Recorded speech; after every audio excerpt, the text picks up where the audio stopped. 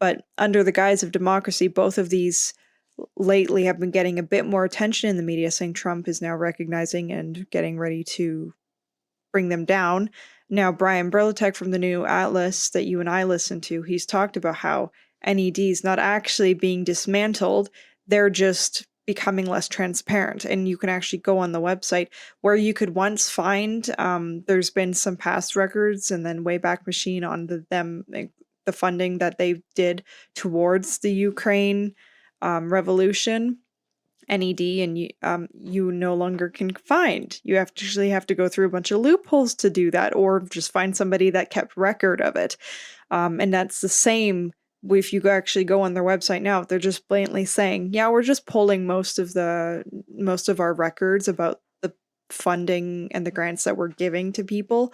So NED is not exactly being abolished like it's been sold. It's just becoming less prominent and less conspicuous about the thing that it's still going to probably continue to do. And I believe it's about the same with USAID. So this is one thing to consider. And it's similar to one thing that I really got from this is that this not being new, the reason why we say go back to Colonel Towner and Cynthia is because they actually go from the Operation Gladio and Operation Condor pretty much launched right from NATO after World War II with, the facilitation of NATO and such, NATO secret armies, the stay behind armies, Churchill's armies that stayed under the threat of, Russian invasions. Because remember, guys, right after World War II started the Cold War, magically, even though we were allies with Russia, we magically, decided to turn and let's go after them.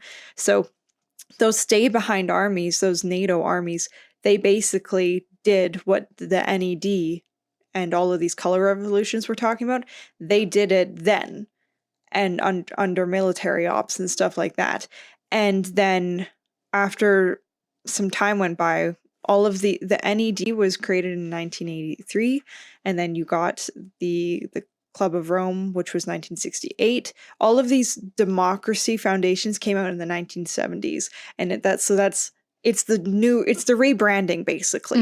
We always see how they rebrand to continue their mission. In my notes, I just wrote down, because I was just taking some notes, it says in 1975, the church committee hearings happened, and they were exposing things like MK Ultra, Project Mockingbird, CIA regime change. And in the 1990s, Operation Gladio was exposed along with NATO, right?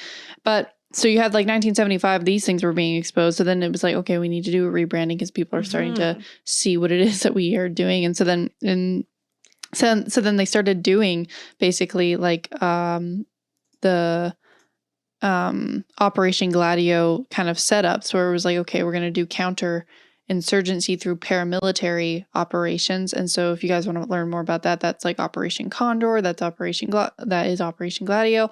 And then once probably in the 1990s, again, when Operation Gladio and NATO were getting exposed, what I would say happened then is then you started getting like, well, when did the NED, when was the NED created?